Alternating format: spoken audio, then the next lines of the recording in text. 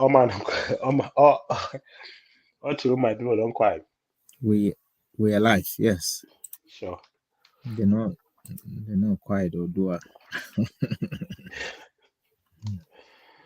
Oh, this life.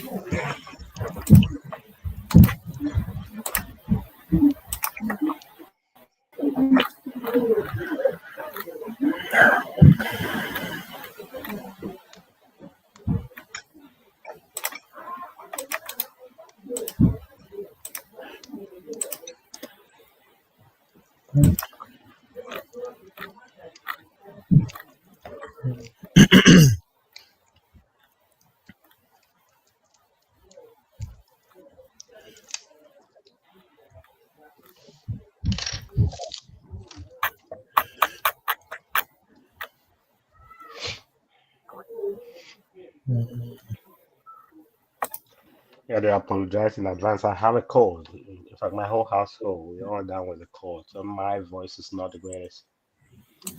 So you might hear some sniffing here and there, some blowing of nostrils. Yeah, this is because we have a cold. yeah, That season, it's that time of the time of the year. year. Right. So I'm sure our viewers would understand. Yeah.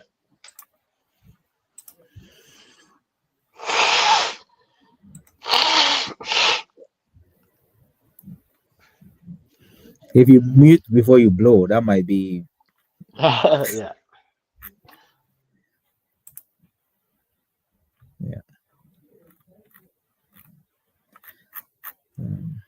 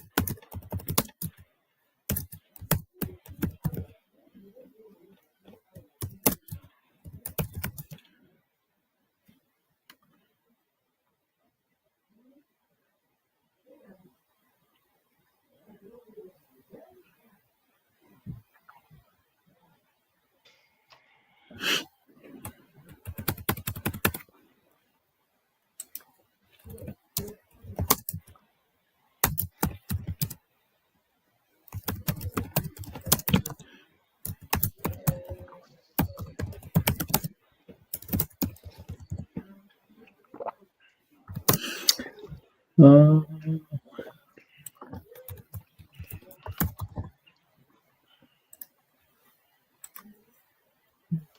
okay, I think we have one or two people watching. Let's finish sharing Yeah. and then we can go from there. How's the weather now? Um, it's not bad. It's Okay, good. We haven't had really had snow, so That's good. I could say the weather has been pretty good. Yeah. It's not that cold. It's a little. It's still quite warm. You Yeah. could go This out time of the in year. the shed if you really wanted to. Yeah. So That's yeah. good. We just had the Remembrance Day. Right. I think that's a big celebration yesterday. We remember all the Mm-hmm.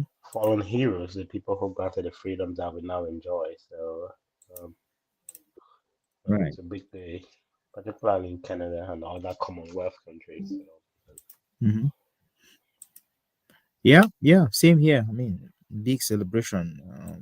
Yeah, more so in Canada and the US. In the US, there's nothing.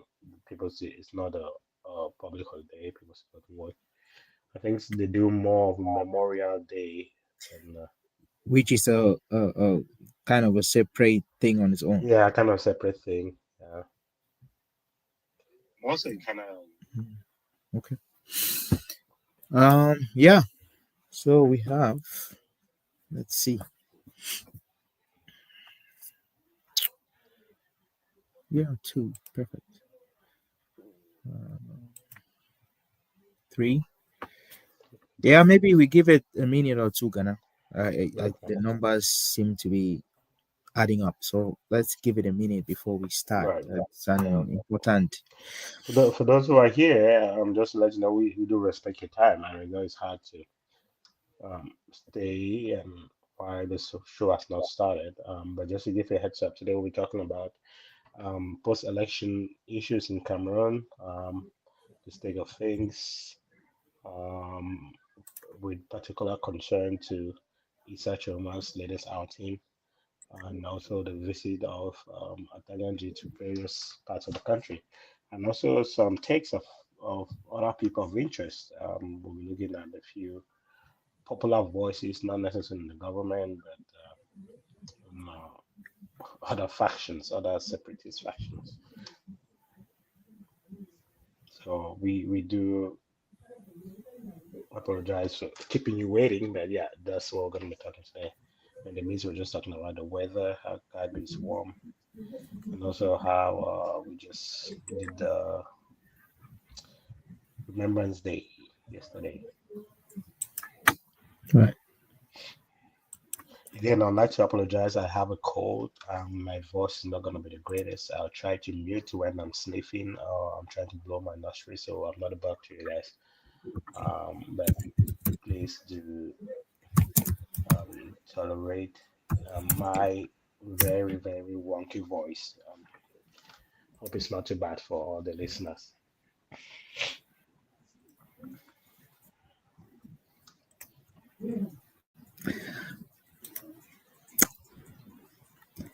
Okay. Yeah. I think we can. I think we should start. Hello, everybody. Again, it's such a delight to have you here. And for those who are just joining, we always grateful to have you on Wednesday or Tuesdays, depending on the week. Today, we'll be talking about the post-election stake of Cameroon, what's been happening with particular concerns to the Issa Chiroma outing. I'm also going to be talking about the visit of the Minister of Territorial Administration, Paul Atanganji, to various regions to be able to assess post-election security.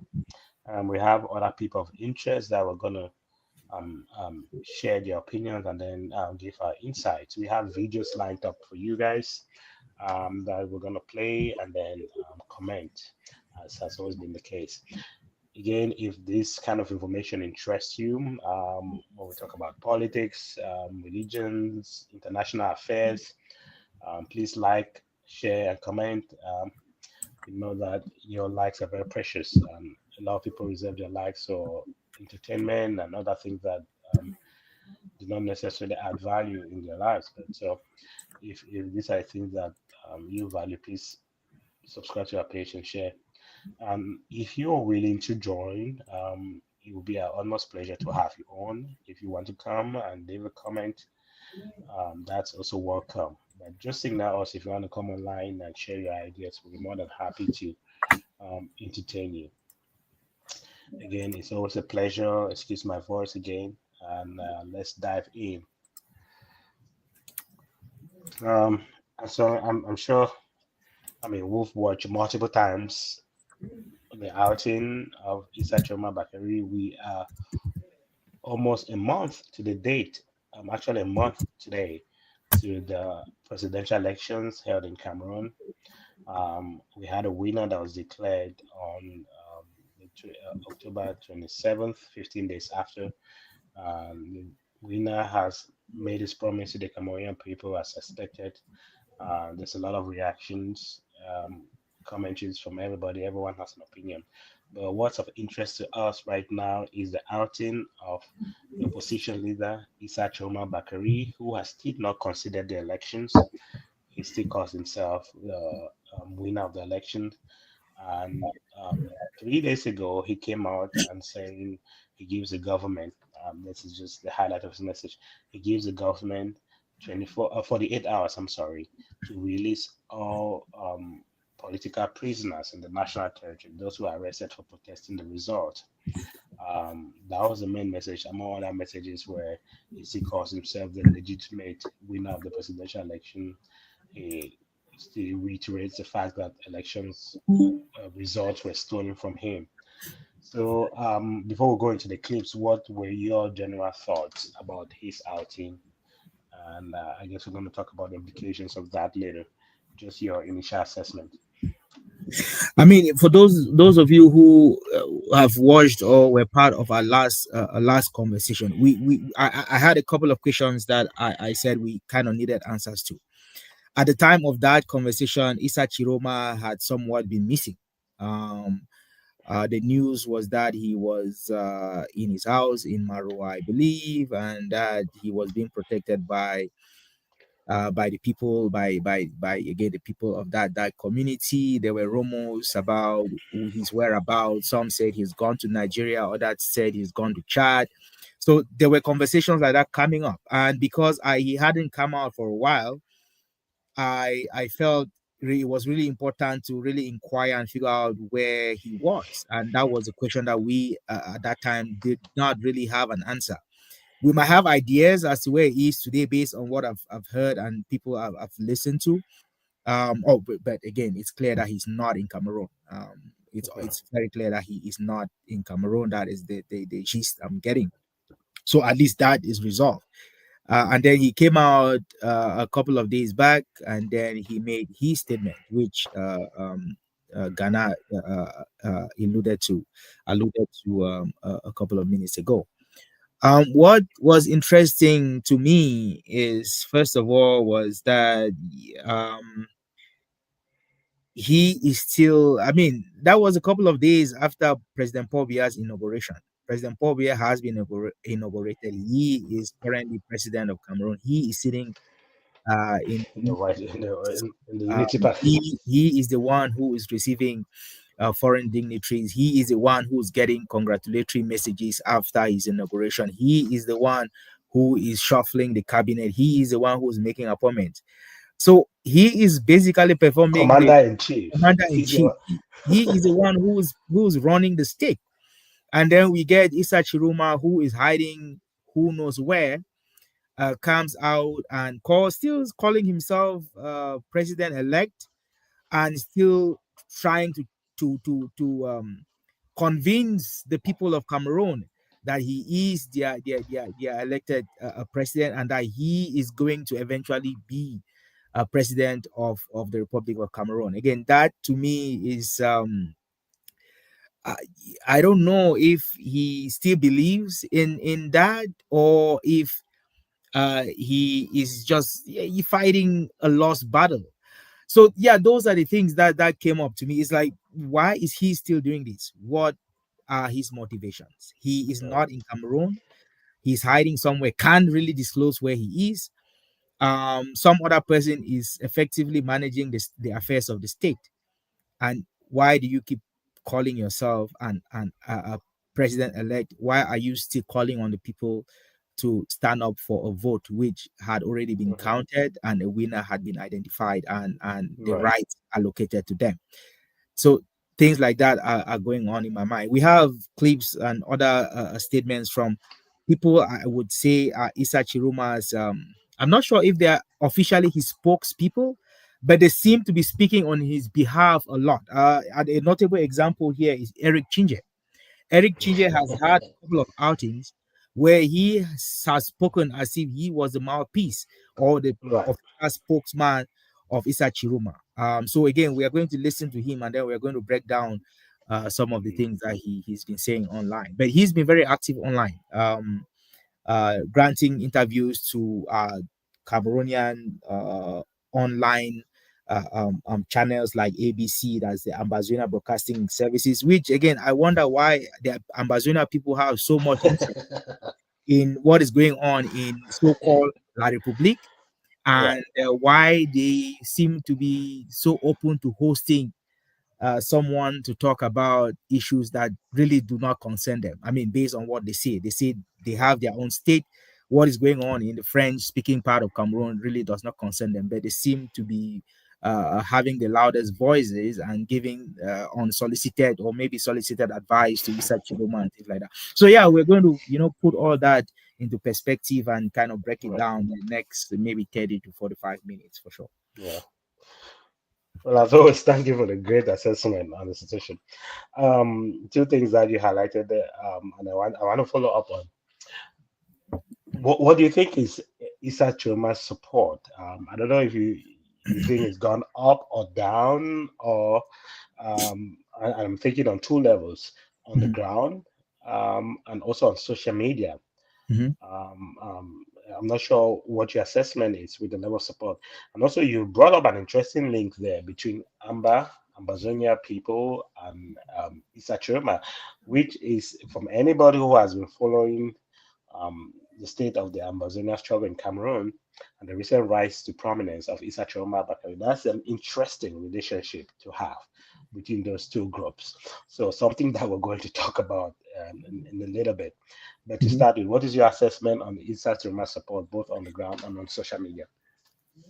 I mean, if you're honest with yourself, you would know that his support is winning. It's dying. Again, talk about domestic support. I mean, after the elections, immediately after the elections, the accusations of vote stealing and rigging and things like that, people are wild up, right? And people are upset and they are frustrated. Issa Chiruma came out and called for a 3-day lockdown or ghost town. People respected that ghost town at different levels depending on territories in Cameroon. He won Yeah, Adamawa. Yes, there was a lot of unrest in the Adamawa region.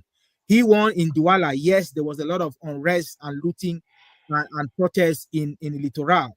And then he also won in the north, and yeah, excuse me, and there was some of that up there.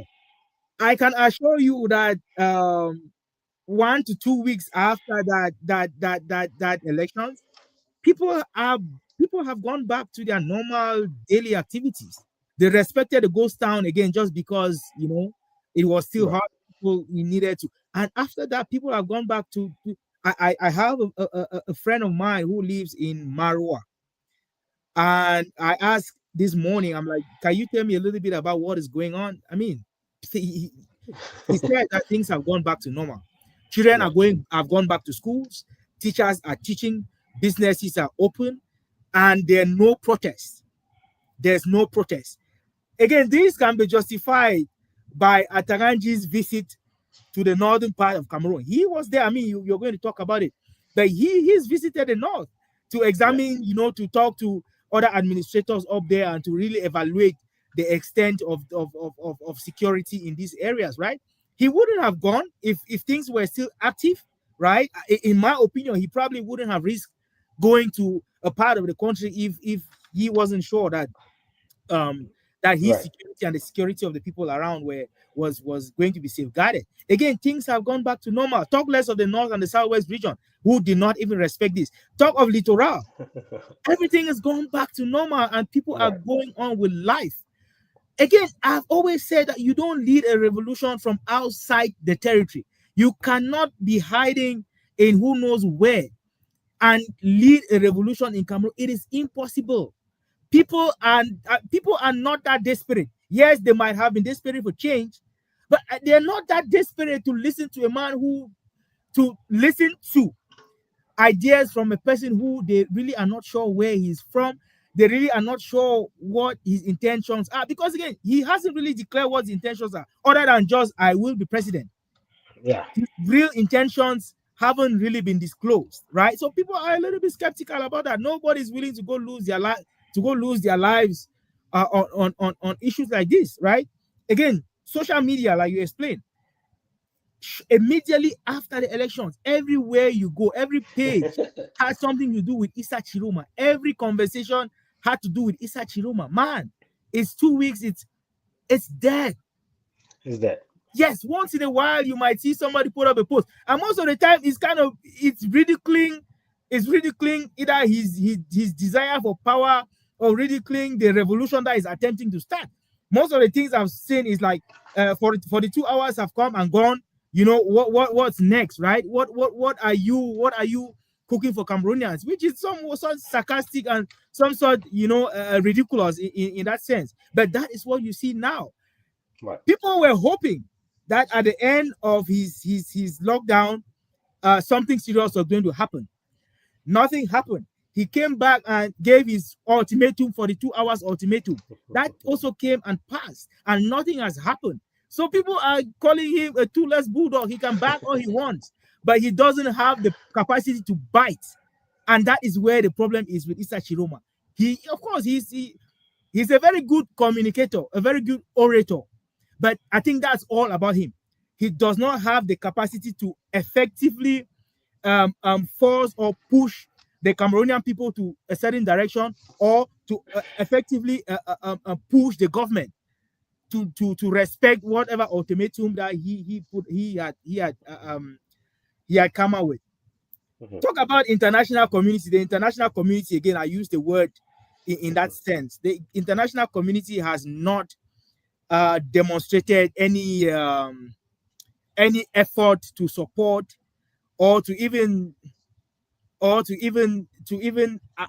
accommodate what Yeah. is about to do. See, there's lots of wars happening in the world. There's lots of issues happening in the world. People in their right mind will not support a politician who has lost an election and who Yeah. is trying to use force and bloodshed to seize power. People Right. don't have the appetite for that. And that is why Issa Tchiroma is unable to, or hasn't demonstrated that he has support from any state or any government willing to support him. There's conversation that he went to Nigeria, and the condition that the Nigerian government gave him, again, this is rumor, it's allegedly. Yeah. I have not been able to verify these facts. But the condition that the Nigerian government gave him was that we would allow you come into Nigeria, but you are not going to sit in Nigeria and stir trouble in Cameroon. That was Yeah. a condition. And according to what I hear, that was the reason why he didn't come out with any statements or publish anything during that period. Then he got moved to another state. I'm assuming Chad. Wow. He got moved to another state and assuming Chad. And when he got to Chad, that is when he released that statement with the ultimatum. Now Chad is some sort, again, this is me assuming that's Chad. They say he's in some country with a new president who is not in favor of the government of Cameroon, or in favor of the so I am assuming it's Chad. It cannot be Burkina Faso. Burkina Faso is a little too far for him. So I'm assuming Chad. So that is what we are hearing. So no support from the international community. No. His support in social media has almost Dimmed. evaporated. And Right. again, we all know what social media is. It's a place where noisemakers come and make noise. Nothing tangible happens on social media.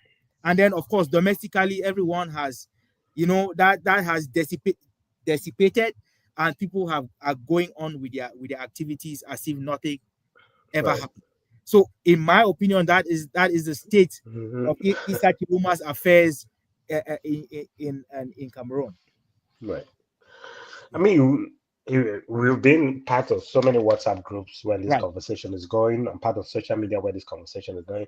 I think 2 weeks later, you can tell people are not just enthusiastic. They do not have the same energy they had about Issa Tchiroma 2 days after election.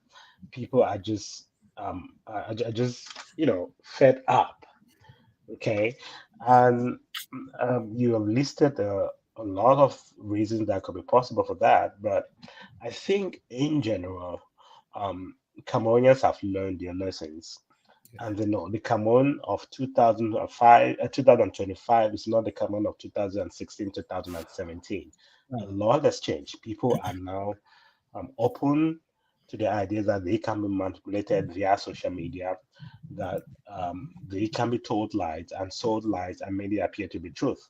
A lot of these things could fly in the English-speaking regions of Cameroon, and that led to the energy and the breath and the life that we all know about the Ambazonia situation.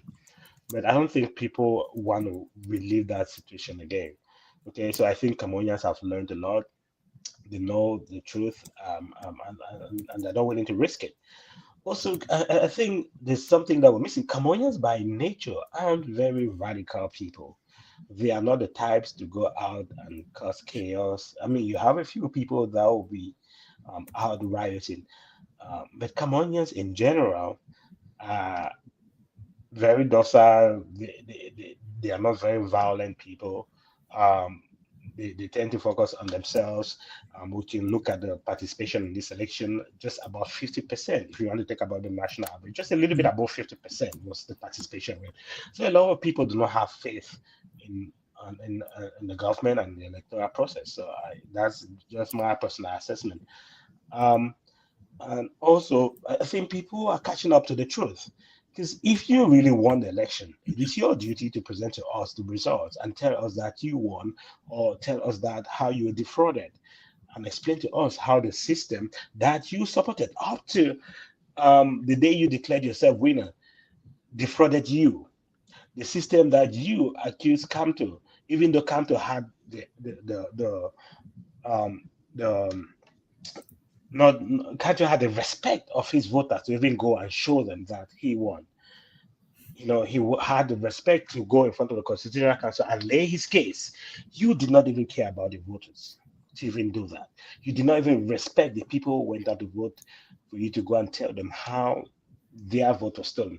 And for people to manipulate that and say that by you going in front of the Constitutional Council is giving them legitimacy, I'm sorry, that was a very wrong move. Because any reasonable person, you're just like you're protesting in front of the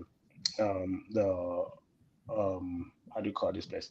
The mayor's house. How do you call it? The mayor's house again? City Hall.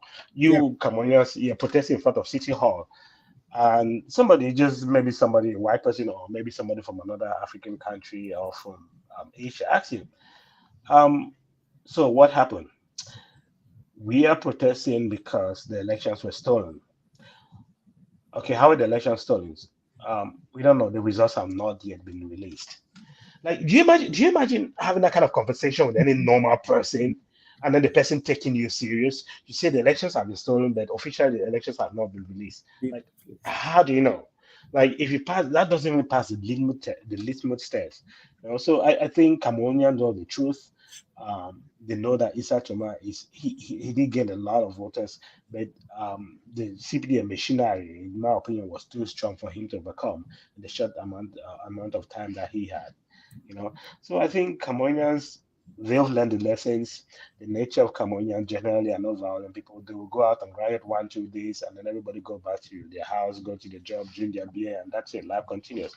More importantly, people have learned the truth. If you cannot go and defend results that you say were stolen, then I don't think we're going to take you seriously, because you are not standing for the truth. You say you have the truth on your side, but you are not willing to defend.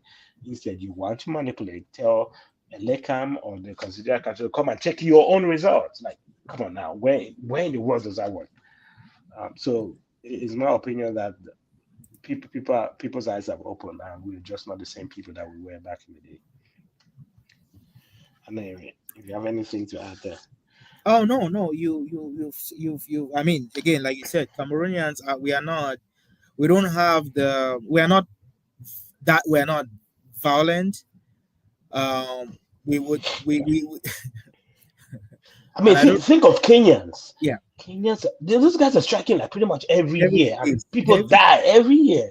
I mean, we have this perception that Kenyans are very calm people. They don't drink alcohol and stuff like that. Maybe that's our trouble. We drink a lot of alcohol. But my goodness, are those people striking? Even Raila Odinga died. Just for his funeral, a lot of people died mm-hmm, for protesting around the country just to receive his. But the police could not even get a control of his supporters. They break through the airport. They were getting into planes, mm-hmm, like into the airport. Like, I mean, we love people, but not that much. We won't go to the. It's not in the nature of Cameroonians to be that violent. I know if you look at the Amazona thing, there are few people who are pushing this thing. yeah, Like the majority of the population are exhausted. There are a few people with guns and arms. I don't think they really have a separatist agenda anymore. They're just there to loot, to kidnap, so, to vandalize, to settle scores. That's pretty much it. I don't mhm, know if there's still a very strong element of that. no, This is an Amazonian state, and we are out to separate that. Yeah, I don't yeah, believe yeah. so. Yeah. So um, it's not in our nature, and so and also I think people are open. Like, if you cannot show us that there's fraud, maybe you are the fraud. So yeah. Uh, I don't know if you had anything to add. No, no, no, that's Yeah, it. we're moving on, and we kind of said it earlier. There's an interesting link. Like, if you know anything about Cameroon and Bazonia, now, there's an interesting link between people who are supporting Amazonia, and I don't think everybody has gotten on board yet because the people can see where it is going to lead. But not to get ahead of myself, it's an interesting link between people, the radical people, the Amazonia people who think there's a state that they have to have, and there's a president, and they call themselves our people. There's a struggle, there's a revolution that has to be had, and sort of like a coalition between those people on the one hand and Issa Chiroma on the other hand.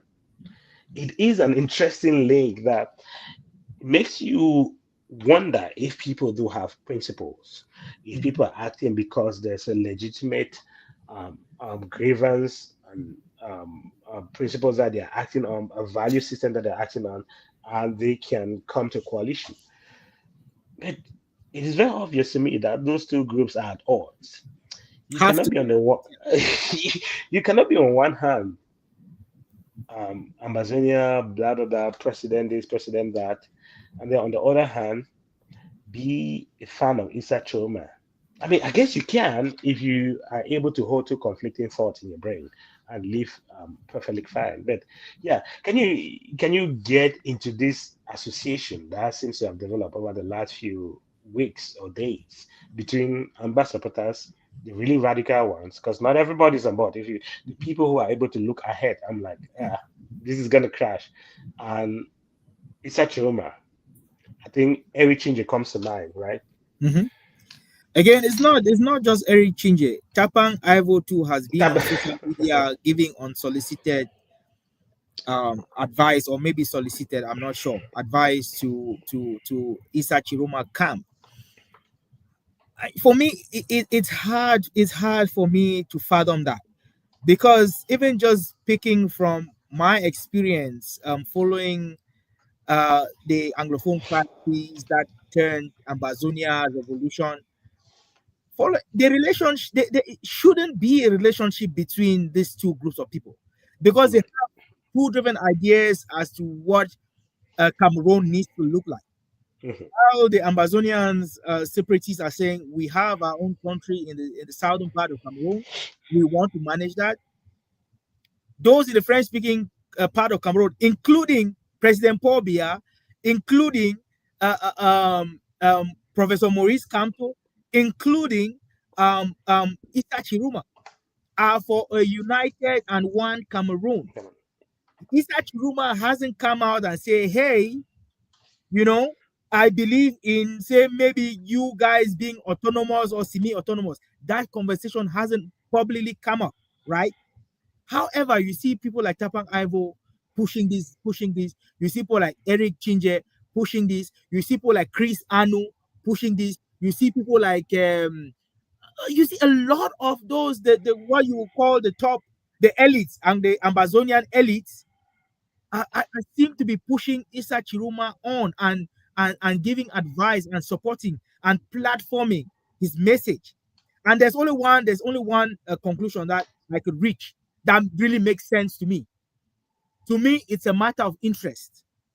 Both parties have a common interest to get Paul Biya out of seat. Right. The Anglophones or the Amazonians believe that they have tried to deal with President Paul Biya and the ruling party and the ruling government, and they failed. To them, this Issa Chiroma will be um, um, a second push or a second effort Right. attaining their independence, right? Issa Chiroma, on the other hand, needs uh this the Amazonian people. First of all, why? Because they've already set up platforms that have Right. been in existence for a long time. They have a significant following. They might not be, at this point, they might not necessarily be respecting their instructions or believing in the things that they say, but they have a following. Um, um, ABS, the Amazon Broadcasting Services, headed by President Chris. of Amazonia, Chris Anu, has a large following, right? So Issa Chiroma has to go there so that he can cajole the Anglophone, the English-speaking population who are already connected with Chris Anu. I mean, imagine if you were a fan or a follower of Chris Anu's page and Issa Chiroma comes on. Yeah, you might start to listen to what Issa Chiroma has to say. And that is Issa Chiroma's interest. He needs to cajole and win over the hearts and souls of the English-speaking Cameroonians. And how else would he do that than to go to Chris Anu, than to go to Mimi Menfo? Remember, Chris Anu, before the elections, did host an interview or a show with Issa Chiroma's daughter, right? Yeah. And you cannot imagine that they did not press they do not press this lady on Anglophone issues. The whole conversation was geared towards Cameroon as a whole. There was no, your father did not support the Ambazonian revolution. What does your, those questions did not really come up, right? Even if they came up, like Donald Trump would say, so they gave them softball questions where they could just ramble and then they moved on. Issa Chiroma did a stint with Mimi Menfo, right? Those questions didn't come up. Even if they did, there was no pushback. Yeah. Right? So again, like it's a matter of interest. They might come across as if their interests are interwoven, but it's not. It's not. They are all pretending. They're all pretending. I'll give you an example. We have a group here. A group. They might kick me out of that group after this show. But we have a group here of Cameroonians in Calgary, okay? And this group was created after the election. So the belief is that the votes were stolen from Issa Tchiroma. Issa Tchiroma won. We need to find ways to support this movement and get Issa Tchiroma into power and ensure that Paul Biya gets kicked out. This group is composed of people with different ideas as to what Cameroon should look like. We have some of the Francophones who believe in the unitary system. It's one Cameroon. There's nothing other than that. We have followers of Ambazonia who believe that the Anglophone, the southern part of Cameroon is an independent body, and so on and so forth. So there was this back and forth. Again, just me, what I'm trying to demonstrate here is that they might come across as though their intentions are crossing over or aligned, but they are way far apart. So a conversation came up. Some people say, "Oh yeah, we need to get this thing done over with, so we can go back to fighting our Anglo. We can go back to getting our independence. We need to keep Paul Biya out because he was one of those. He was working with Ahijo, and they all manipulated our forefathers, and we joined Cameroon." Somebody came up and said, "Ma, you need to go review history because that's not what history is telling us. History tells us that your forefathers, the forefathers you claim, the Fronchas that they campaigned and they did process. that was open and that was fair, and that Cameroonian, they convinced the English-speaking Cameroonians that La République du Cameroon was better than joining Nigeria, Nigeria, because that was the only option that they got. and So, and that is the right history and as well, that by is the the way. right history. So this person came out and challenged the other man and say, "Hey man, you need to go back and review your history and this and this and this." And then now all of a sudden, people, they start kicking people out of the forum. So whoever created the forum wasn't necessarily happy with the conversation. No, wasn't necessarily happy with other people's ideas as to the Right, history, and so they start kicking people out, right? So this is where I say that we might pretend as though we have a common goal, but we all have, I mean, in the back of our minds, we all are heading to two different directions, and I think that right, is the nature of the relationship between the Issa Chiroma camp and the Ambazonia camp, made up of Chris Anus and Eric Chinje. Eventually, right, they will get to realize that, hey, our objectives are never going to be met yeah. by Issa Chiroma, and we are just being exploited by him. That is how I see this. Again, these are early days, eh? These are early days. Maybe 2-3 months after today, we'll come back and revisit this conversation and say, "Hey, we were right. I mean, We I were mean, right." Because this we have relation, been I'm sorry. We've been having this conversation since what? Since maybe May or June of this year, and pretty much we have predicted almost everything that's happened today. Pretty Mhm, much like to the T. mhm, When we called out that when Camto came out, we pretty much said Pobia is gonna win because there's no way unless the opposition will get together, act together. What yeah, happened? They did not, and Pobia won. Um, we pretty much predicted. Issa Choma is not that popular. He's not liked by many people, and he still lost. So, I mean, I'll bet on our assessment on this thing because will be proven right all on all predictions that we made on this panel. And this is not bragging. This is just using your common sense. This is mhm, just reading the facts that are available to you and just going with it. Keeping your emotions aside. You don't have to like beer to be able to look at the facts on the ground and say the groundwork is like different. Issa Choma mhm, doesn't have what it takes to be able to mhm, convince people. mhm, And these CPDM people, many of them have campaigned and given their lives mhm, to keep Pobia in power. I mean, mhm, we talked about MPs that were murdered going to campaign in their villages in Cambe or somewhere else. yeah, It's a risky decision. It's a risky move, but a lot of people are making that that choice. It tells you that you might hate Biya, but a lot of people are committed to him, and these people have the means, they have the money, they have the security. Some people even give their life so yeah, that he be makes sense. elected. So and a lot of Cameroonians cannot fathom the fact that a lot of people still support Pierre.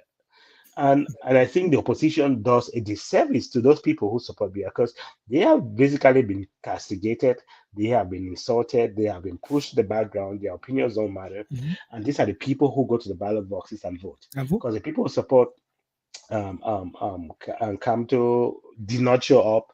Just a few people converted to Issa Choma. That's why he lost, because a lot of Mhm, people from Kamto side could mhm. not go on his side. Did So not vote, and did not vote. intentionally Decidedly.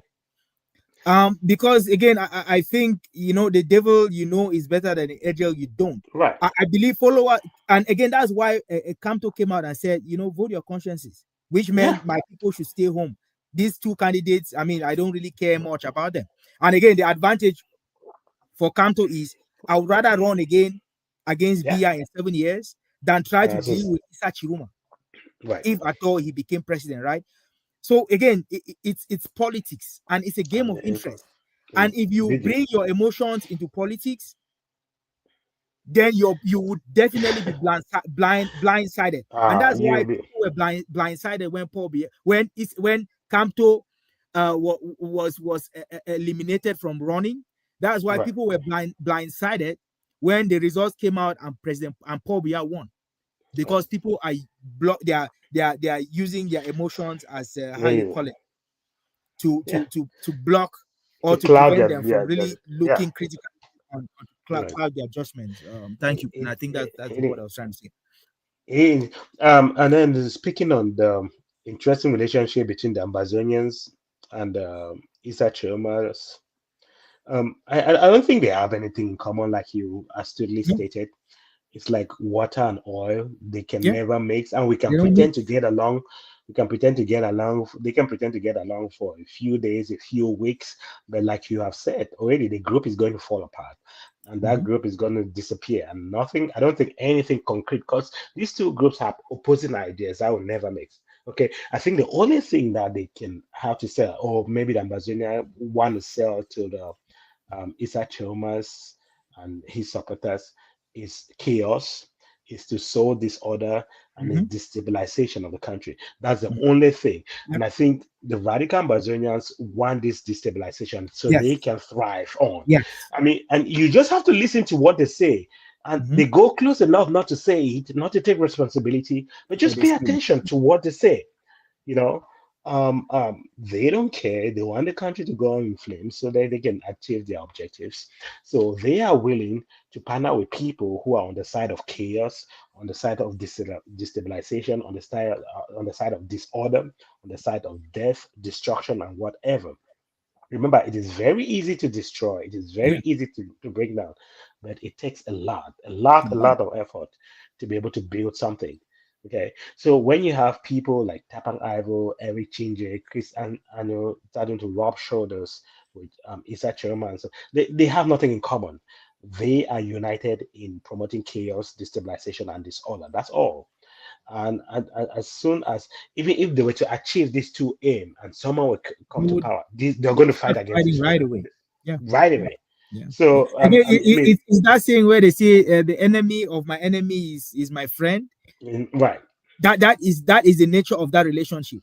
And once you two cease to have a common enemy, eh, right, eventually you two would look at each other and say, hey, we have a lot of disagreements here. We need to start, and then that is where chaos and trouble is going to start. Because again, like I said, Issa Chiroma has never, again, unless somebody has heard this and I did it, has never come out officially to say that, hey, truly, you Amazonians, you would get you. I mean, you deserve your own your right. independence. We would give you a certain level of autonomy. He hasn't come out and said that. Maybe he's telling them privately, but nothing of that nature is happening publicly. Maybe he's promising them position, because again, like I said, politics is a game of interest, Again of right? interest. I might realize that, okay, this project that I was doing has failed. This guy is offering me a position, or is offering me something in the new project, and I'll just go there and get it.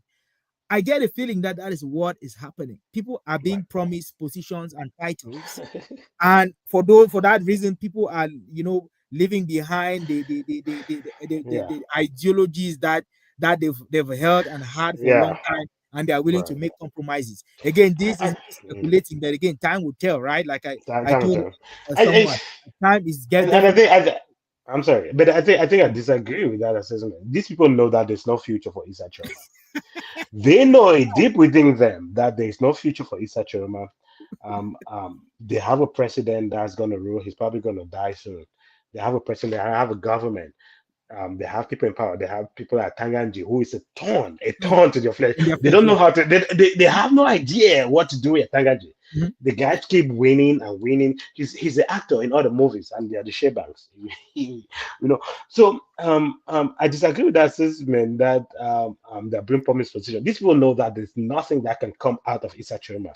The only thing that they can bank on is ongoing chaos, ongoing destruction, ongoing destabilization, make your region ungovernable. They want to export it to the francophone region so that they can have an environment to fester destabilization, and then they can come in as the cleaners and stuff.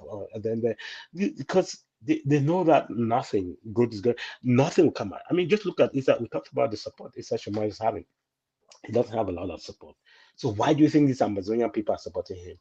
They just want chaos. Like, do you think even the Amazonian people, do you think they have that much control of those boys on the ground? No, no, Do you no, think they can command them in any no, significant way? no. Can they sway them in any particular way or not? No. I just think they just want chaos. Sagat, Sagat, let everything spoil.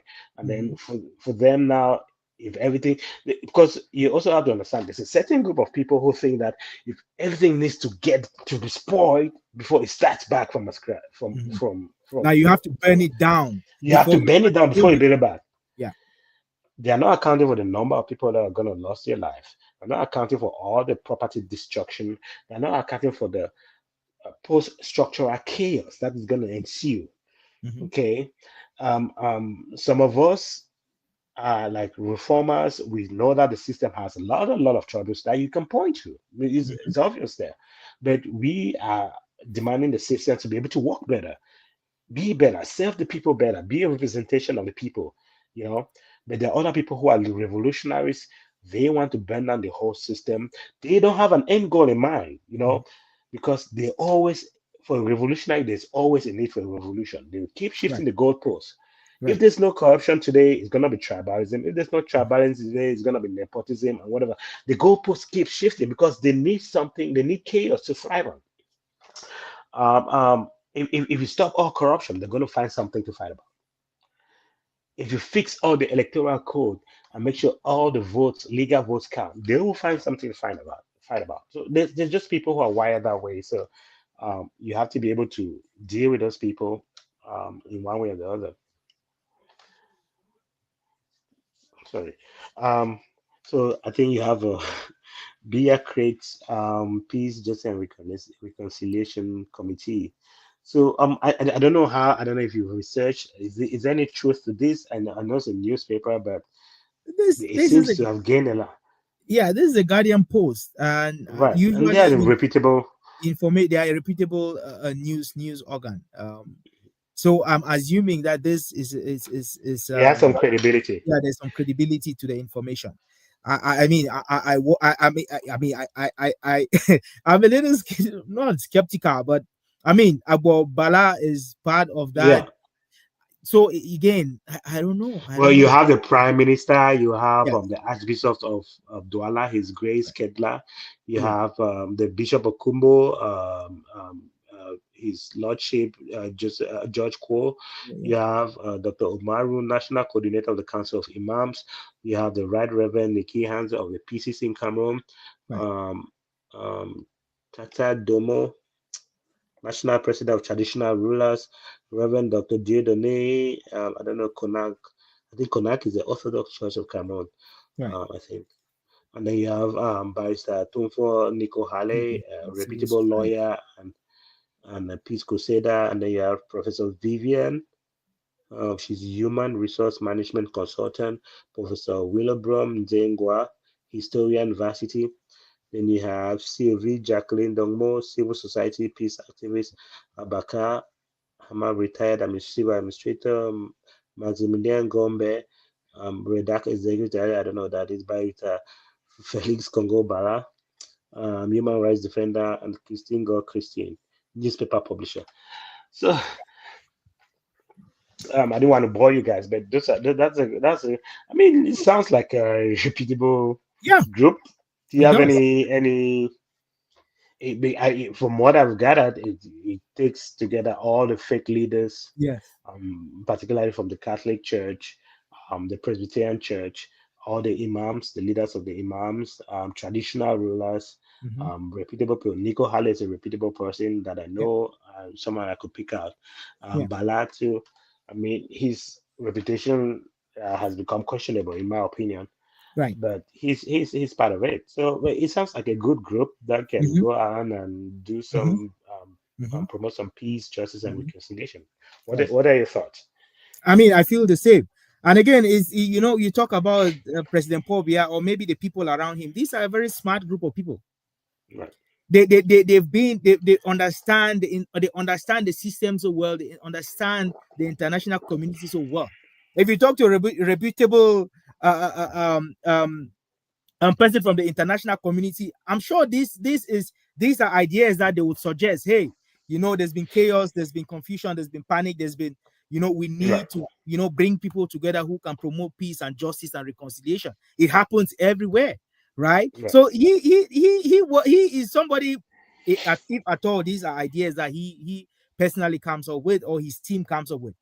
But I think this is clearly a good initiative, yeah, to get people to start thinking about peace and justice and reconciliation, right? Because again, a lot of wrongs have happened.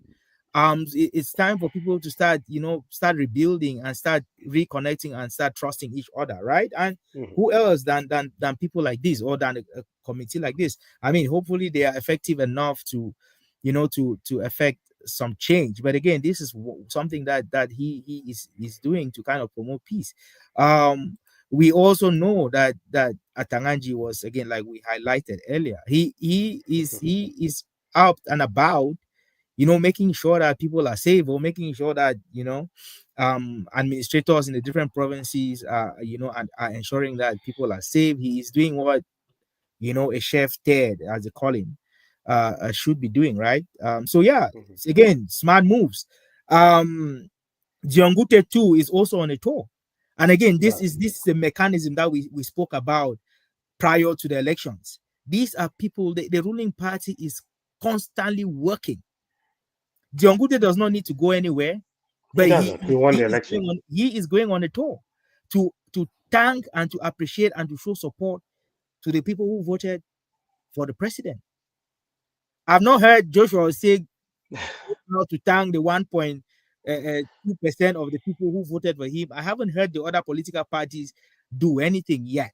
So that's why when we talk about the effectiveness of the CPTM machine, it's not about whether you like Paul Biya or you don't. It's No. people who have come together and have set up a system that is very effective Very. Yeah. when it comes to connecting with the people. Atangaji is going out and greeting people and hanging out with people. Prime Minister Diongute is going down to the southwest and to the northwest and to other parts of the country. Same thing. Again, they don't wait until it's time for elections before they start engaging with the grassroots. They are doing No. that constantly and on a daily basis. By the end of this month, by next, you would hear every elite of the CPDM or every elite of this ruling party would be Going to the going down to village. that village. This is how you build communities. You don't stay out of a community for years and you come back and call them my people. They will not listen to you because No. where have you been? Right? This conversation we've had. Um, I don't know if you have anything to add, or we should just go ahead and kind of. No, forget. I mean, Tangaji, just to add, he has appreciated the forces of law and order.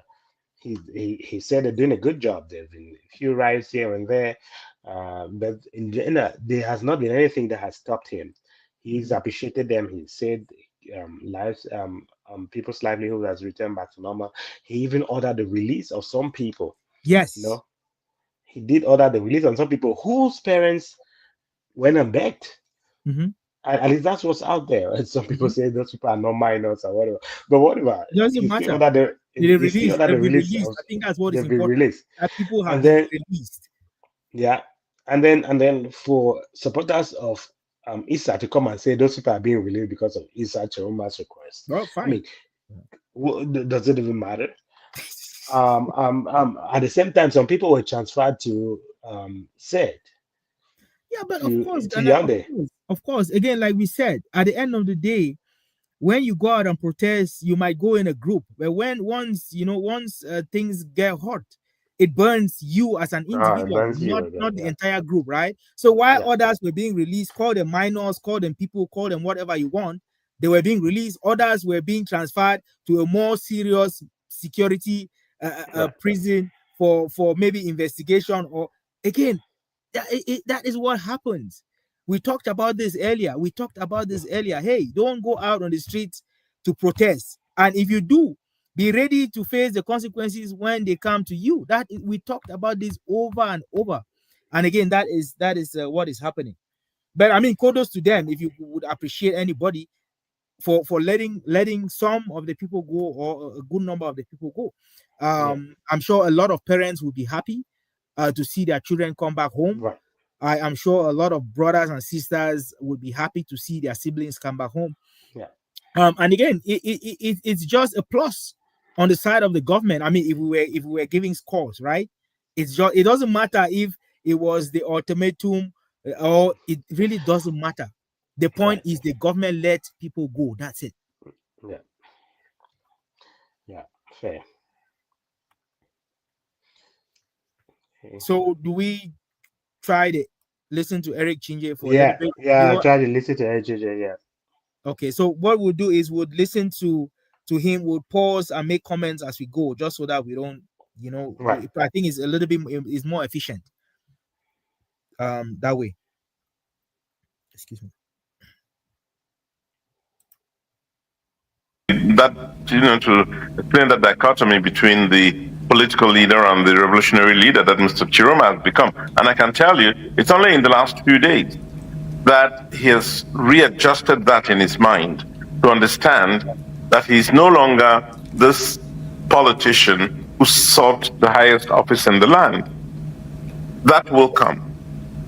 But between now and then, he has to lead a revolution. So he's become the head of a resistance movement. And it takes for a different mindset, it takes for a different posture and a new set of policies. So Mr. Chiroma and his team are working night and day now to develop the appropriate policies that will be used to lead the revolution that must take place. But at the base of all the action that will be taken in the coming days is the Cameroonian people who demand change. The change is not about Issa Tchiroma. The change is about Cameroon. If the people want change, they will have to stand up and be counted. They cannot fall back, and say, well, we're used to this, to the pain and the suffering, and we'll continue. No. Ghana comments so far. I think let's hit those comments as we go. I would say these people, particularly Issa Tchiroma, I've made the statement several forums. He owes the Amazonia people change because this is their language. This is the language of the Amazonia people. Okay, I just want to reiterate a few words that he said. Revolution. I think we just talked about a revolution and the revolutionaries. These are people who have no goal in sight. They need continuous chaos, continuous disorder, continuous dispute to be able to thrive. Did you also hear what he said? He said resistance. Okay, resisting what exactly? Resisting what? That's what he has to be able to answer. And then more importantly, he said a new set of policies. If you have any reasoning faculty or you have any sense to be able to get deeper, you can slowly see where these people are pushing to chaos, to destabilization, to disorder. Of course, they're not going to say it. That's never what they won't say it out loud. Mhm, mhm. But when people start using the word revolution, resistance, and then to change, and then he did mention the fact that Issa Choma has to change his mindset of not an opposition leader who's claiming the election was stolen for him, but as a leader of a revolution. Right. Whatever that means, you have to know that these are people who want to foster death and destruction. They just come short of saying it clearly because they don't want to be held accountable for their words. Mhm. But this is exactly what I mean. What resistance to what? We have a president that has been installed in the Unity Palace. It's running a government. You have people going out to do reconciliation and whatever, and they don't have to because they want, but they really don't have to. And you have the Minister of Territorial Administration going around assessing post-security violence and making sure everything is in order and making sure businesses are open, schools are open, people are going to their job site, people are going to their market and all that stuff. What exactly are you talking about the resistance and revolution here? If you're not talking about chaos, if you're not talking about stopping people from going to the market, stopping people from going to the school, stopping people from going to the job site, stopping schools, and up to the point of destruction and killing. What exactly are you talking about? Are you saying anything against? Because whatever you are saying is against what the government is trying to do. Is against what Atanganje is trying to do. Whatever you are saying is against that. You want to stop people to be able to carry out their normal, their daily lives like they used to. That's why he has to call it a revolution. That's why he has to call it a resistance. Resistance to what exactly? resistance to the president who has been installed, the way to your own way of life, Mhm. to due process. That's what they mean.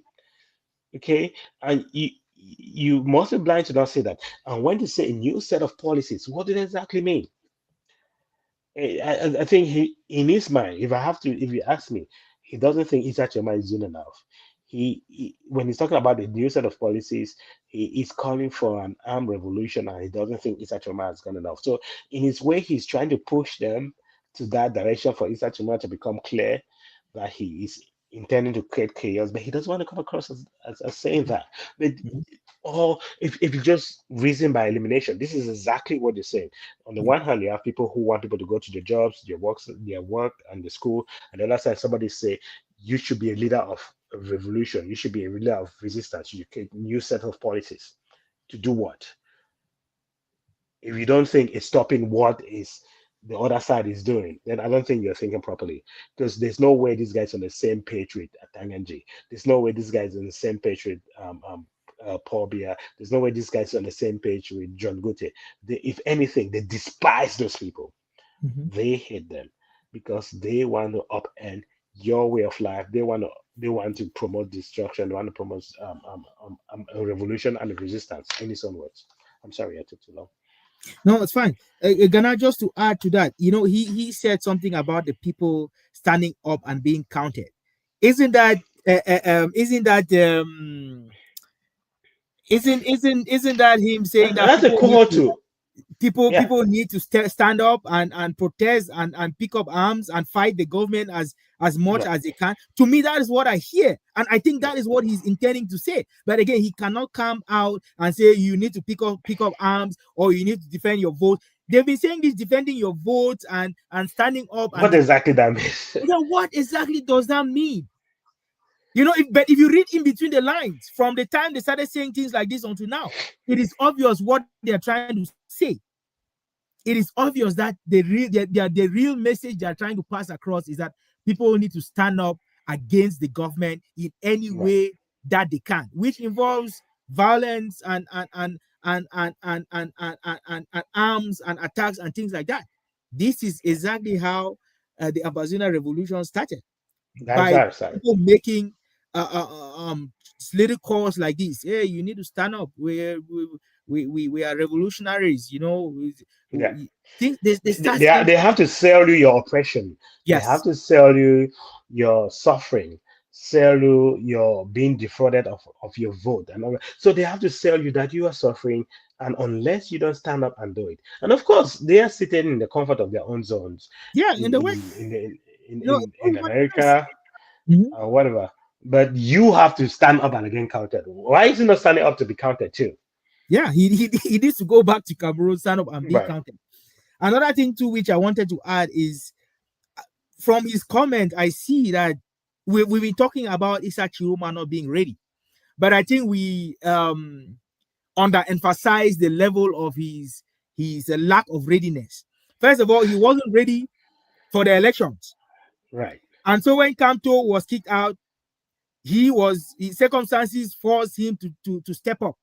Okay, when he declared himself winner, he did not have a plan, so he wasn't even Right. ready for that move. I'm not sure what he thought. Oh, I will declare myself winner, and Paul Biya is just going to step aside. There was no plan. These policies that he's developing now, are there no policies that he should have developed when he claimed that he was president? Right. What did he think? That the government would just move aside and say, oh, Pa Chiruma, come and enter this your house now without putting up a fight? Right? Okay. Another point where I say he wasn't ready. You hang around in Cameroon for a few days and then you disappear. Yeah. And you're in Nigeria and you're in Chad, you are somewhere in Africa, but you are nowhere. Like, didn't he plan this in advance? Hey, I will declare myself president-elect. I'm sure the government is not going to be happy. I'm sure at some point they might want to look for me. And if they look for me, this is my exit plan.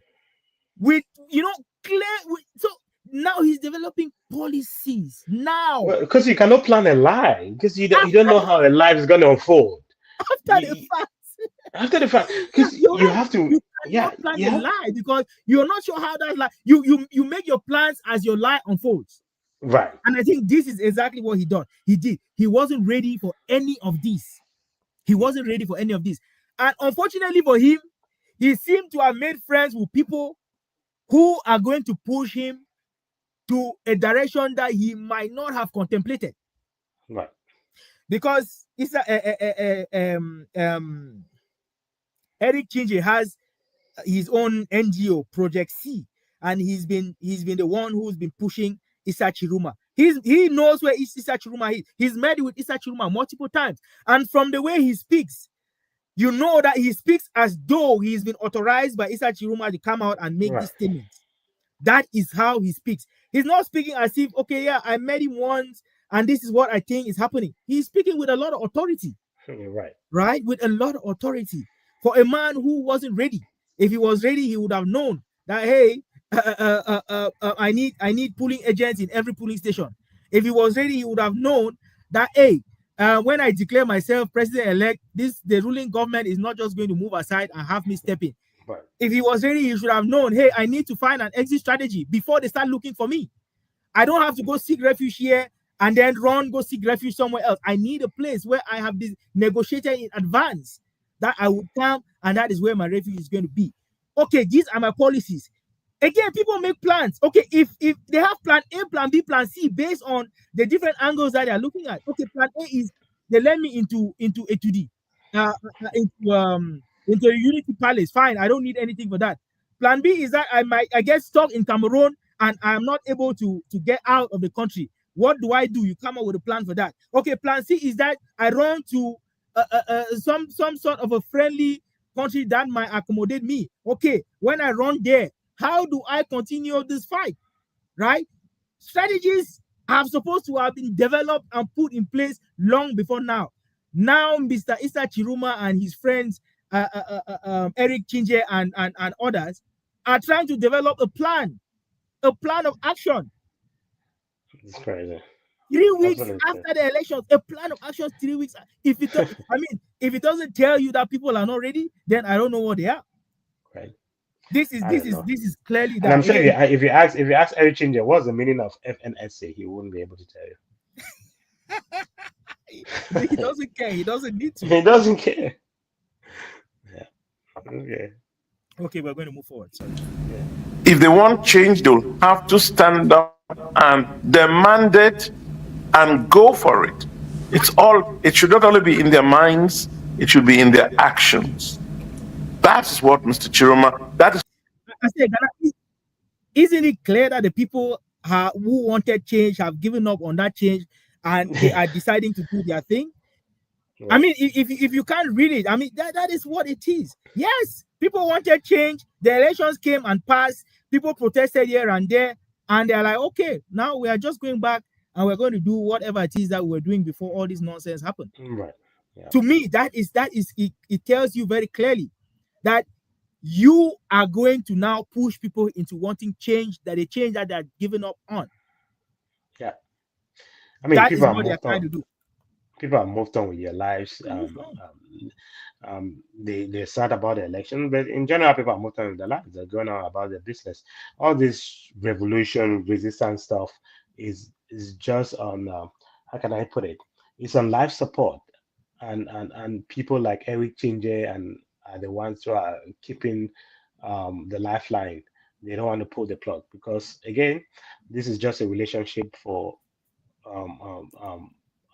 is water and oil. It is a relationship of convenience, as they say. Convenience, yeah.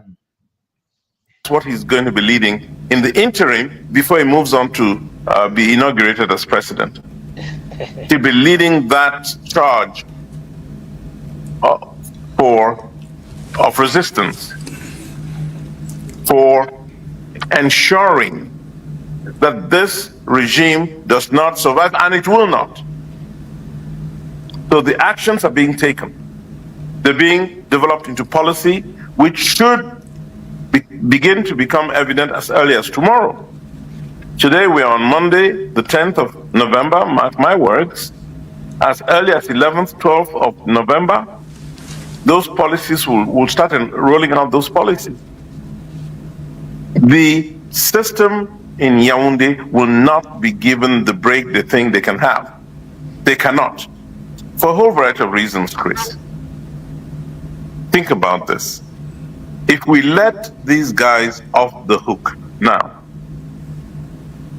and they see themselves running the country over the next 5, 6, 7 years, what do you think they'll do?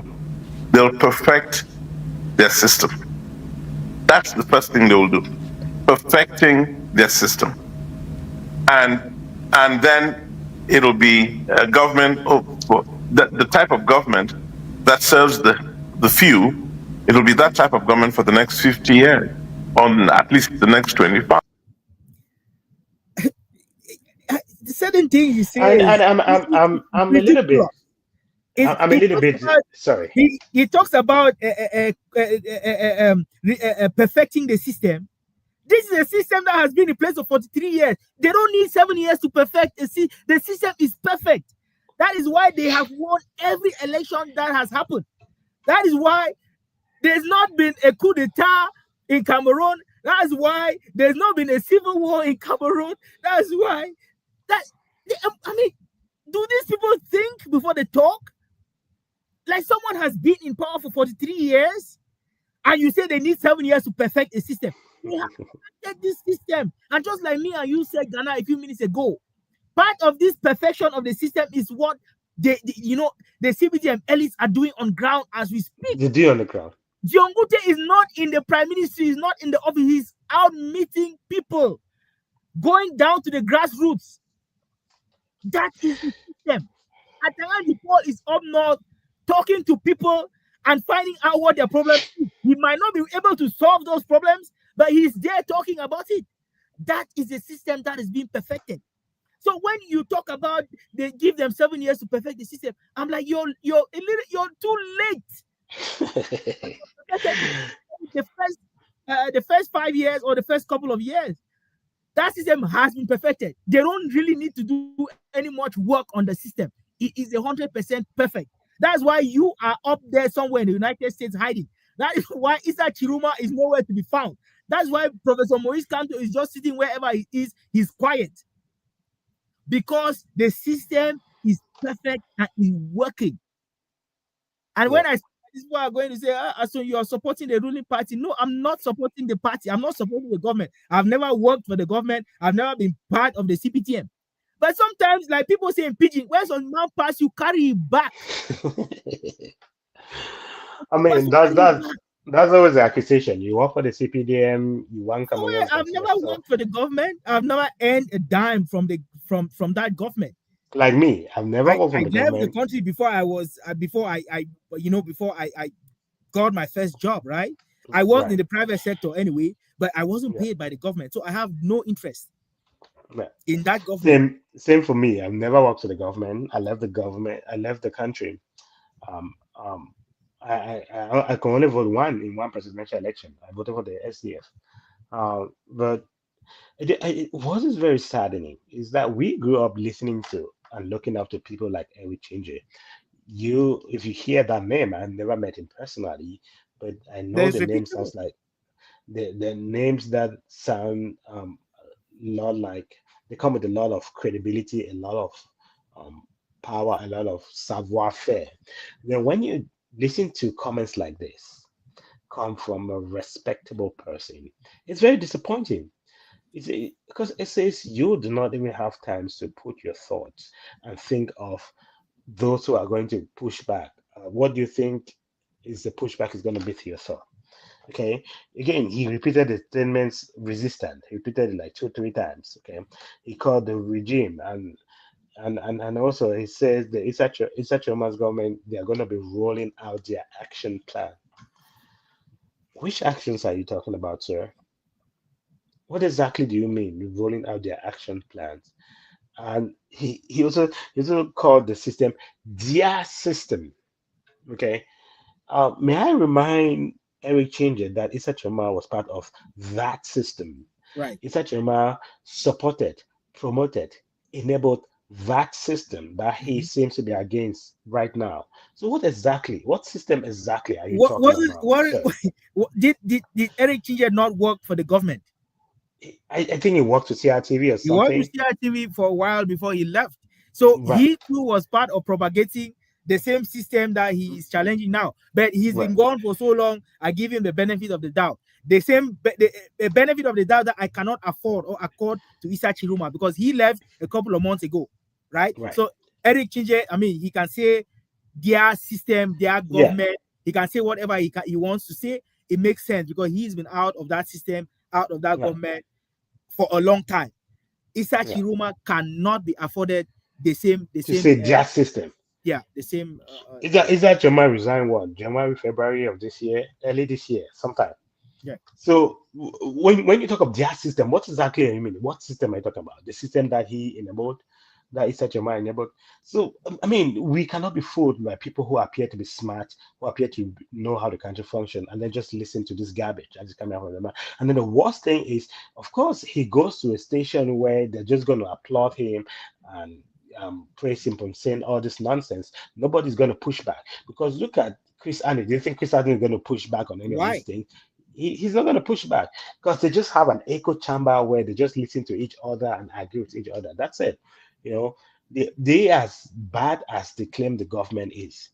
They are just they just want to be in power. That's all. They they don't seem to make any sense. They don't seem to have any common sense. They don't seem to have any policies that is going to work and improve the lives of Cameroonians. They are just out to create chaos, to create an environment where disorder, destabilization grows, and then they can have an opportunity to come as a savior. That's all. These people don't have anything to offer to the Cameroonian people. Okay, but chaos. I mean, we've seen the chaos that they have offered in the Anglophone zone. What else? Again, just to reiterate, it's very sad. People that we consider them to be smart, intelligent, to come out with such a very weak assessment that can be debunked or can be criticized by a primary one child. So it's very sad. Right. Before the next revolution. So we can't let them get away with it. We've got to, yes. Does Mr. Tchiroma understand the urgency with which Cameroonians want him to act? I'm sorry, I didn't get the question. If he understands what? Whether Mr. You got the Tchiroma question. understands the urgency with which Cameroonians want him to act. Ghana, you were saying something. He got the question. He just wanted to gather his He thoughts needed to be time. able to Yes. answer. I thought the same. You understood the question. You just need time to be able to figure out what to say. I didn't understand your question. Anyway, let's go. Oh, absolutely. Absolutely, Chris. You know as well as I do, and I think you spoke to him. You know as well as I do that the primary thing he was concerned about was his security. He had to be concerned about that. Because when he was in Cameroon, on Cameroonian soil, they surrounded his house. He was being protected by a bunch of young men and women who were willing to sacrifice everything to protect him. He was in his house. The military surrounded that house a couple of blocks away from the human shield. And then that human shield, was declining over time for a whole variety of reasons: hunger, tiredness, poor conditions of living. But a lot of people came around. You must have heard of Project C that we were part of. They were raising money to feed those young people. That kept them there for a while, but the military kept putting the pressure, moving in, towards the house. And it got to a point where Mr. Tchiroma recognized the fact that if he continued to stay in that house in Garoua, he would be picked up. They would storm it. There were snipers all around the house. So he knew that he had to be exfiltrated one way or the other. And with the help of some loyal military guys, he was exfiltrated. Ghana, I see you laughing. These people can lie. They think we are My idiots. goodness. they really think well, it just I think we had said that what is going to happen to these people who are protecting Issa Chima's house? They're on the guy at one point they need to go and ride their bikes to be able to make money to feed themselves because Issa Chiroma is not going to give them money. Yeah, And I think we did predict it. So part of my laughter was like, this is what we had said. we said, What is going to happen? You give these people 2 3 days sitting in front of Issa Chiroma. So man go wake up so they say, man, this thing they work with me. My children are calling me. They need food. They need to go to school. Their friends are going to school. I need food to eat myself. And you cannot sustain something and unplanned stuff like that by having people just come and sit in their house and protect you. So Mao just renews like, but then they have installed the president. Mhm. He has received congratulating messages from different countries, from different international organizations, from the U.S. Embassy, which is like the representation of the U.S. president. He has received congratulations from those people on those kind of level, at those kind of levels. You know, he has received all the ministers, all the constitutional council members, all the parliamentarians, all the opposition leaders. Their presence there solidifies that he won. And then Adeya, the Shidon for Somalia has the claim say away. I mean, they make the poor people to think that they are just fools and they are illiterate and they cannot reason anything out for themselves. And people like Eric Chinger, who seems to be a reputable journalist, at least in the past, seem to think that those people have nothing to think for themselves. And unless they get instructions from people like them, of course, they are of the higher echelon and they can seem to read Issa Chiroma's mind and pass information. Like people are done with this bullshit, and they can read and they can see through it. They can see through all the lies, all the manipulation, all the social media, cooked up stories. And like we said earlier, the Cameroon of 2025 is not the Cameroon of 2016, where every lie flies. A lot of people are bold enough to speak out their minds and say, Mhm. "No, we are not going to stand for this BS. We're done." And then another thing that everything here was just play this scenario in your mind. They make you're a president, but you're not installed in the Unity Palace. Okay, just imagine Donald Trump saying he's a president, but he was not installed in the White House, or somebody calling himself Pope, but he was not installed in the Vatican, or somebody calling himself the Fawn, but he was not installed in the palace. Okay, or somebody calling himself the mayor, but he was not installed in the city hall, and we can go on and on and on. At some point, if you're any reasonable person, somebody's going to ask the question, but Mama, you are not serious.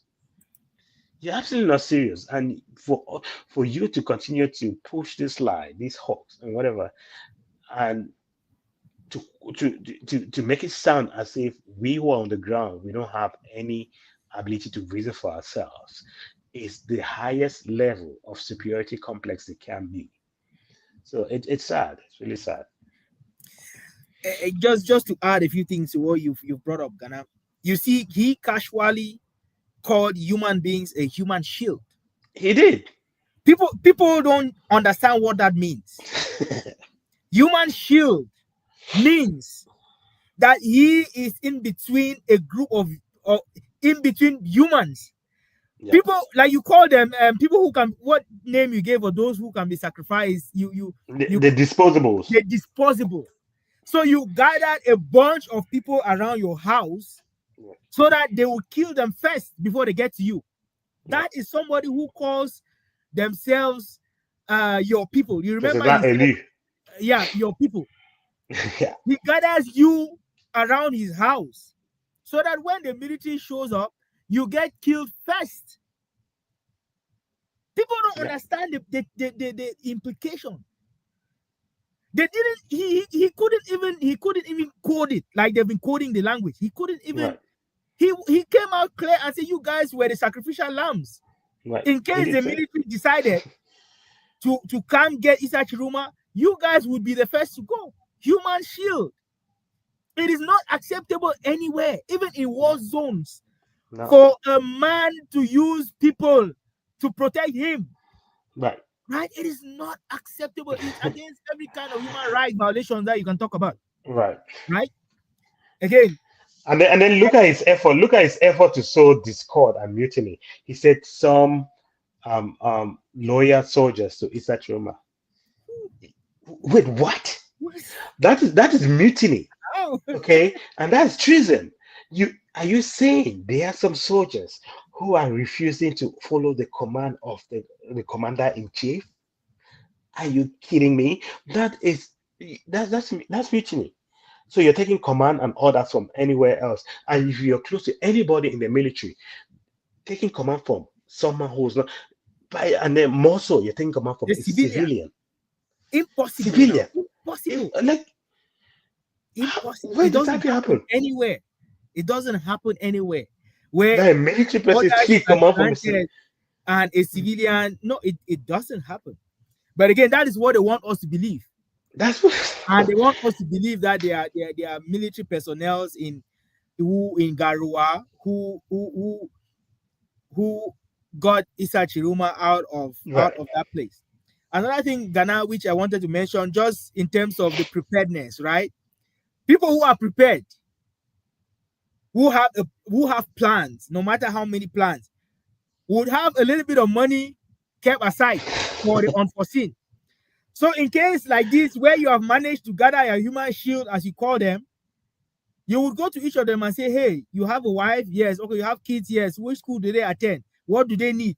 This is, give me their Momo number. I'll send them 50,000 so they can keep going ahead while you are here as the Why you human here? shield protecting me, right? Because again, like you said, Eric Chinje said, a group of people from Project C, which is we should look into what Project C is. I checked. I have a little bit of information, but that is a conversation for another day. We're contributing money to feed the people the human shield. The human shield. But again, it's not enough. It's not enough. Just me eating and my kids are not eating at home. I wouldn't. How long would I stay? Knowing that my kids need me, they need food, they need me to go to work, or it's the north. Probably have herds of cattle in the farm or in the bush somewhere, has sheep or goat. People need to be there to herd those animals, right? So he's not going to come and sit in front of your house for months to protect you. So again, just telling you, when they say people are ready for something, Issa Tchiroma was completely, this thing caught him by surprise. He wasn't prepared for anything. He has no money even to feed the people who are protecting him, like he said. Not people have to come from outside. An outside group have to contribute money to feed those who are protecting you. It tells it tells me a lot about this so-called movement and where they are heading. Yeah. It's for me. And it's even if you had by failures, and even if you had money, you want to feed people, fatten them up so that they can be fat human shields to protect you. Like does that even sound right? Like, I don't know. It just sounds funny.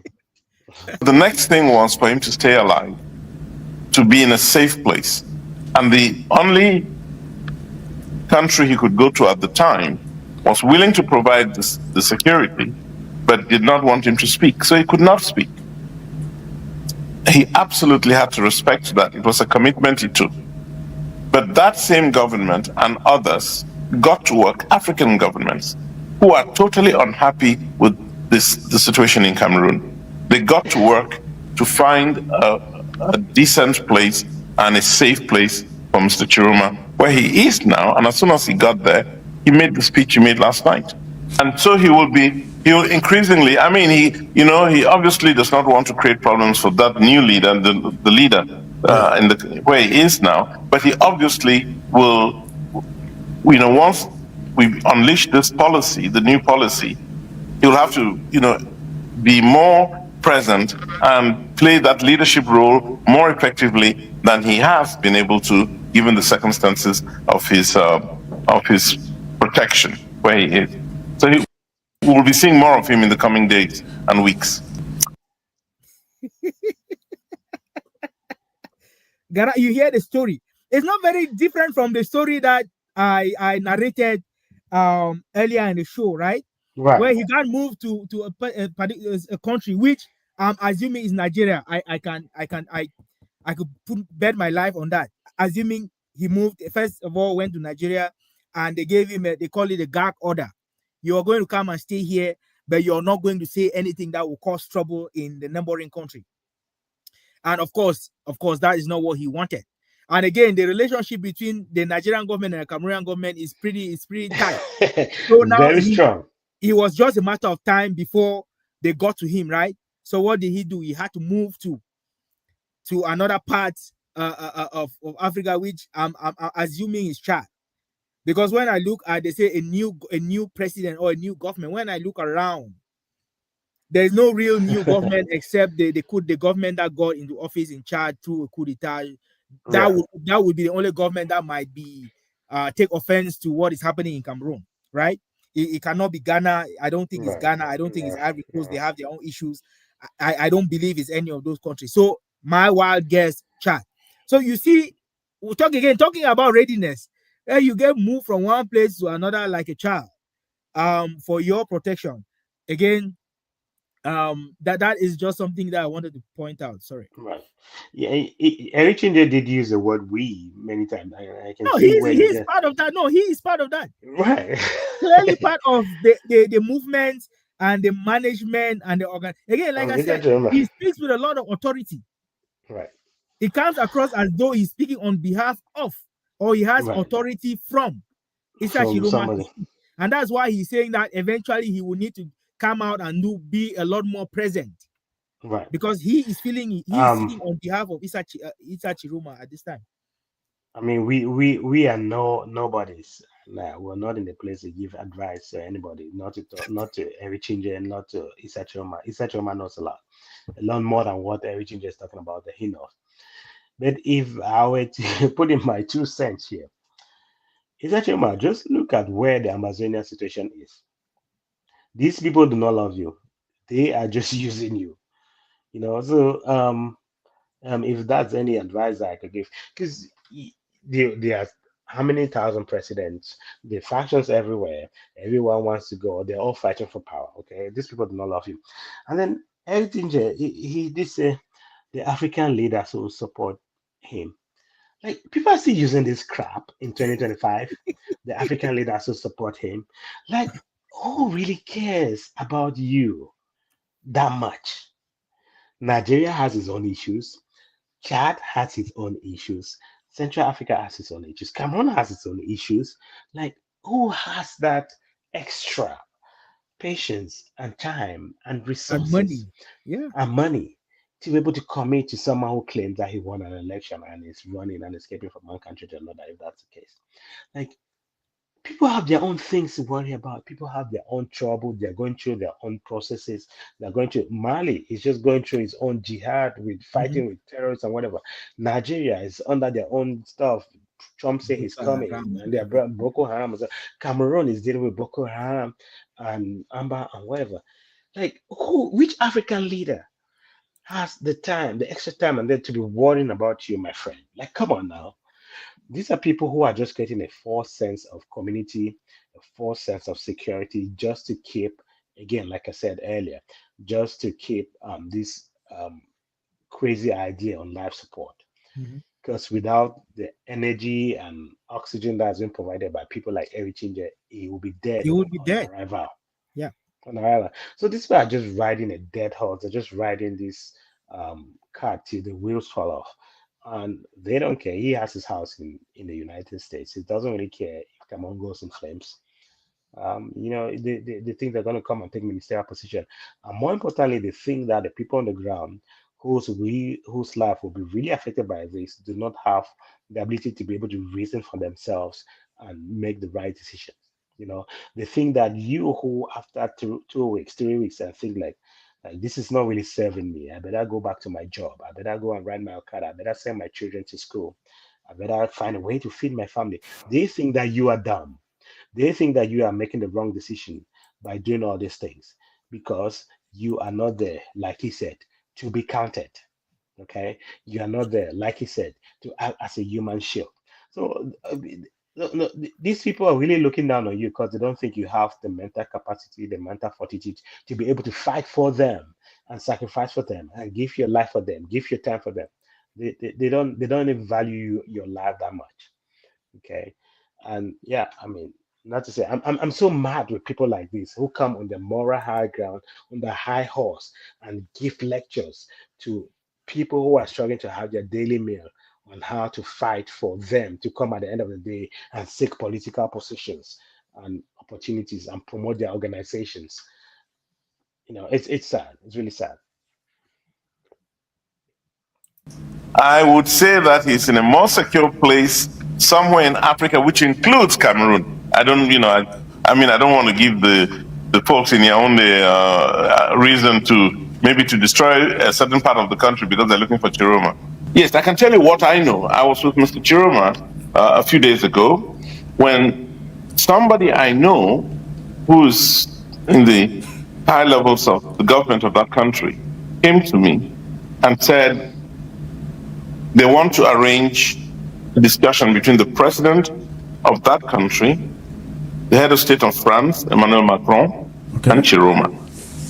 Told me this and said I should convince Chiroma to call, to agree to that meeting, and that they believe they'll make him an offer of vice president. That was said to me. It wasn't said to anybody else. So this is, I'm giving you first-hand information. And this was a proposal coming from somebody representing the French, correct? Well, it was coming from a senior official in that country where we were.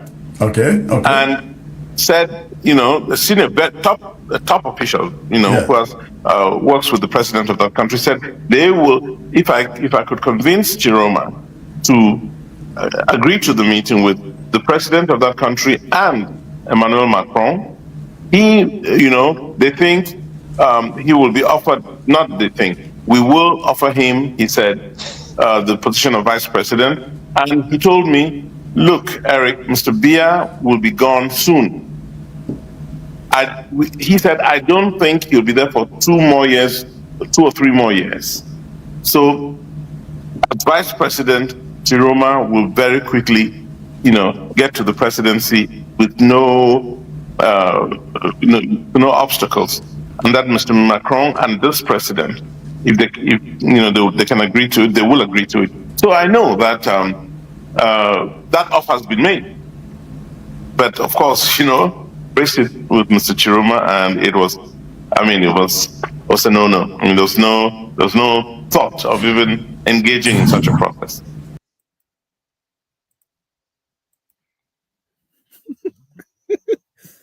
Ghana, why are you shaking? Why are you so disappointed? Okay, wait, just listen just try to place yourself as a neutral person. Does that sound convincing to you? No, it doesn't. Do you think Eric Chinje sounds convincing? Does it sound like someone who even knows what he's talking about? No. Come on now. Come on. Like people look up to these people and they think they have some sway in whatever is happening. Come on, Eric Chinje. All what he said is just BS. I can guarantee you that he has no idea. He is making all that stuff up. Making it up as he goes. That's why he just make it just sounds like to arrange. He has to think about it and say it. Like, he's lying. Are we talking about the same Macron who has acknowledged Biya's presidency? Which Macron are we talking about? And then you talk about the senior official. You're trying to make something look mysterious than it really is. like everything there is lying, and he knows he's lying. And if anybody sits there and listen to this BS from him and think that he has any iota of truth, then I'm sorry. I don't know. He just seems to be making up stuff as it goes. He was incoherent. He doesn't want to, according to him, he doesn't want to divert. He has direct communication with Issa Tchiroma. He doesn't want to disclose where Issa Tchiroma is. Like, are you sure Issa Tchiroma even know who Eric Chinje is? I'm sure they've met. Maybe. I'm sure they've met. I'm sure Issa Tchiroma has met. Issa Tchiroma has met many people too. But whatever. I don't believe anything that Eric Chinje said. But again, your enemies of your enemy is your friend, and to an enemy and your enemy's friend will come together to be able to bring you down. So that's all what they're doing. I think they have nothing to come about. It just lies were just oozing out. If you ask me, I just felt like he was lying. He has no idea of truth. I don't know. Maybe I'm biased. No, I felt the same. And again, some people would say, "Oh, you and Ghana, you're always no," but I felt the same. I felt like he was making stories up as he went. I know that a little while ago we heard messages about Issa Chiroma being offered the position Vice of. President. I mean, you can take that and build it anyhow you want, right? And in my opinion, that was just a rumor that came out. Yeah. Now they are using, because it gives, if you listen to it and believe it, then it gives Issa Chiroma some credibility, because Right. the argument is, oh, if the government did not think that they had wronged him or they are cheated in a certain way, why would they be offering him the position of prime Prime Minister. minister, right? So again, they are getting into the heads and the minds of people with this little lies or almost truth or And you little, don't need much to debunk it. Doesn't yeah. the Cameroon law, the Cameroon constitution say if the president is francophone, the prime minister has to be anglophone? Isn't that part of the Cameroonian constitution? You know, how many? I mean, just look at when Pobe has been president. How many anglophone prime ministers have we had? We've always had We anglophone always prime had ministers. prime ministers, yes. Okay, so are you saying that we'll have to now change the constitution? Are To you kidding accommodate me? them. To accommodate your lies? Since we left from the federal state, which is when we had the vice president, even then the vice president was anglophone. Mm-hmm. When the president was Amadi Aijo, Mm-hmm. Estimona, Testimonies, who are the other ones? Um, Joa, I don't know, Endely and whatever. yeah. Yeah, all those Yeah. fun. They all had those roles, And then I think it's the Cameroonian constitution. I think my memory is right here. If the president is a francophone, the prime minister has to be anglophone. Like name any francophone prime minister. Mm-mm. If it's not in the constitution, it's a convention. It's something that uh that kind of generally agree on, that eventually became Yeah, like a law. That's and that's the understanding. That's what has been since the time of Amado Ahijo. So since more than 44, more than 43 right, years ago, right? Since independence, the joining of the yeah, two things, the joining of right. the two states, 1961. It's always been like that. So I don't know that that is going to be You have changed. the Monas, Dras, and Mhm. then more Even recently Peter Mafani, Ephraim Inoni, Philemon Yang, and Mhm. then who are the other ones? Who left before John Gote? Forgotten. There's a What's his long name? list of Anglophone There's a long English, list. They're all from known from Anglophone the north regions. and the southwest regions, right? So I again, think it's that part of that the constitution. I have to research that, but I do think it's part of the constitution. The Cameroon so constitution. yeah, so that is what And then uh, Eric Chinje will come and lie, just lie blatantly, just make up story in front of us. Like, oh, come on, people. there is another thing which he said, which I wasn't able to get to include in this clips, where he said, and again I'm paraphrasing, this is not a direct quote, where Eric Chinje in this same interview said that Issa Chiroma is not going to be made president anytime soon. It's not anything that would happen in a matter of weeks. They are looking at they have like a 6 months plan. Yeah, right. That is what he said. So you set people up at the end of, just to come at the end and say, oh, this thing is not just going to happen right away. Or we feel like it might happen, in 6 months. Again, this is just Right. speculation. It might happen in 6 months. So they're anticipating that within 6 months, Issa Chiroma will be able to get Pobia out of the Unity Palace Yeah. and install himself in the Unity Palace as president. Again, if you talk of if you live in an alternate Wishful thinking. reality where your brain can create images and create their own Yeah, realities, on well, the there reality. you Yeah. go. That is what I think is happening here, where people sit Yeah. down and create their own vision of the future, and then they speak it out as And though believe it. they believe it, and speak it out as though it It's the was reality.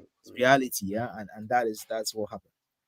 So yeah, that is the state of affairs in Cameroon. For any of you who have been interested in the Cameroonian, Yeah.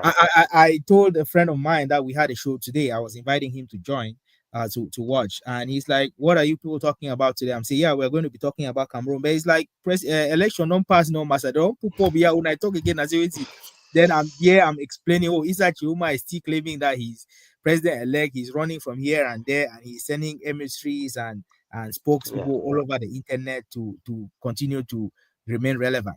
So Yeah. I told him that again. In his mind, election is done. It's done. Yeah. I mean, yeah. We also have to acknowledge that most people are not like us. They don't care about this thing that deeply. They don't think about it that much. Yeah. So we are nerds in that kind of a sense. Obviously, we want to stay on the side of truth, and even if it's uncomfortable, um, Truth is truth, stay man. on the side. Truth is truth. Most people don't think about it that much. It's not. It's not. They go about their daily lives and they move on with their lives. But we enjoy. These are the kind of things that we enjoy. Um, we also have a reputation. We put this thing out there. Hopefully, people can check and fact check us and call us to order if we make any mistake or That the would wrong be assessment. interesting. If we make any mistake, but at least the very interesting part is that we're putting our ideas out there for Right. public consideration and for public critique Yeah. and for pushbacks and stuff like Yeah. that. And you will hope that I haven't seen anybody that's credible enough to come on the other side and push. I mean, those are the people that we enjoy having on the show. Mm-hmm. But if there is, but it'd be nice to have one. But it's easy to talk on the forums and private groups and whatever. It's easy to do that. Everybody can do that. But to have your face out there in public and making predictions and getting some wrong, getting some right, it's more difficult. And having and being open for people to challenge you, it's more difficult than people can think.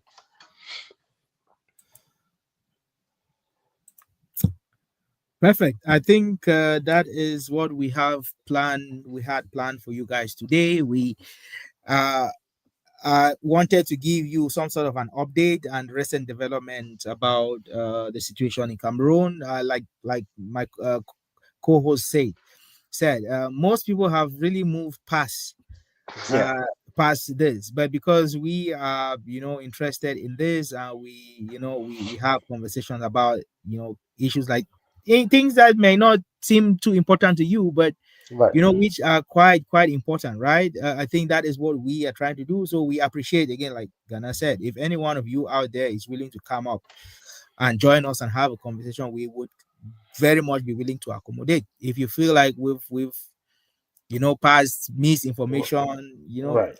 call us out, call us out and put in the comment section how we are going to react to it and deal with it, Mhm. right? So well, thank you very much, everyone. We are going to see you soon. Thank you. Okay.